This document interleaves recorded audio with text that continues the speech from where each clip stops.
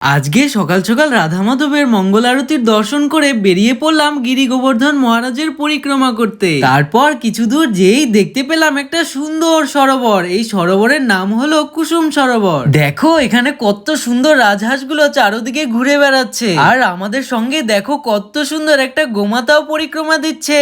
আর এই বাবাজিকে দেখো 108টি পাথর নিয়ে দণ্ডবত পরিক্রমা দিচ্ছে গিরি গোবর্ধন মহারাজে। তারপর আমরা পরিক্রমা করতে করতে চলে এসে পড়লাম গঙ্গা। ভগবান শ্রীকৃষ্ণের মনে ইচ্ছা হয়েছিল এই ব্রজধামে গঙ্গার স্থাপন করতে। তারপর গঙ্গা মাতা এই স্থানে প্রকট হয়েছিল, তাই ভগবানের মন থেকে এই গঙ্গার স্থাপন হয়েছে জন্য নাম হয়েছে মানসী গঙ্গা। তারপর যেতে যেতে পেয়ে গেলাম একটা সুন্দর কলার দোকান। সেখান থেকে নিয়ে নিলাম অনেকগুলো বানরের ফেভারিট কলা। দেখো বানরগুলো কত সুন্দর, তাদের ফেভারিট কলা পেয়ে শুরু করে দিয়েছে পটাপট খাওয়া। কত সুন্দর, চারদিকের সব বানরগুলো চলে এসেছে।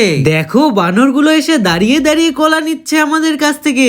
আর তোমরা সকলেই দর্শন করো, দেখো কত সুন্দর এই গিরি গোবর্ধন মহারাজ। দেখো সকল ভক্তবৃন্দরা কত সুন্দর ভগবানের নাম জপ করতে করতে গিরি গোবর্ধন মহারাজের পরিক্রমা করছে। ভগবান শ্রীকৃষ্ণের অত্যন্ত প্রিয় এই গিরি গোবর্ধন মহারাজ, কারণ এই গিরিরাজজি হলো রাধারানীর হৃদয়। তোমরা সকলেই দর্শন করো, এই সেই গিরি গোবর্ধন মহারাজ। সমস্ত ব্রজবাসীদের রক্ষা করতে ভগবান শ্রীকৃষ্ণ এই গোবর্ধন মহারাজকে 7 দিন 7 রাত তার হাতের সবচেয়ে ছোট আঙ্গুলে ধারণ করে রেখেছিল। আর এখানে দেখো কত ভক্তবৃন্দরা পরিক্রমা করতে করতে এখানে এসে ভগবানের নামের কীর্তন করতে করতে কত আনন্দ করছে।